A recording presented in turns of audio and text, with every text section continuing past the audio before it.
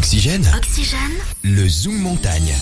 Et on poursuit avec des destinations de ski peu communes cette semaine, Victor, dans le Zoom Montagne. Et on part dans un lieu où une grande partie de l'humanité n'a jamais mis les pieds, direction la Corée du Nord, Arthur. La Corée du Nord possède elle aussi une station de ski du nom de Masikryong. Elle a été construite sous l'égide du dictateur nord-coréen Kim Jong-un. Ce qui est intéressant et fou, c'est l'histoire de la naissance de cette station. Dans un premier temps, la France et la Suisse ont été approchés pour équiper cette station en remontée mécanique. Mais bien sûr, pour des raisons politiques, les deux pays s'y étaient opposés. C'est finalement un spécialiste autrichien qui a aidé ce projet sans vraiment le vouloir.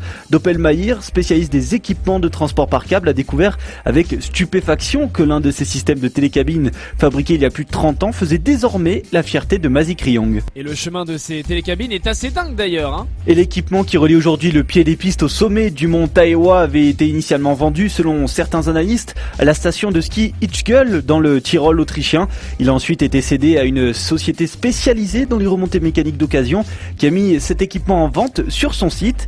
Et ce dernier aurait été démonté en Autriche pour finalement être vendu à une entreprise chinoise dont le nom est inconnu, qui aurait à son tour livré ses télécabines au gouvernement nord-coréen.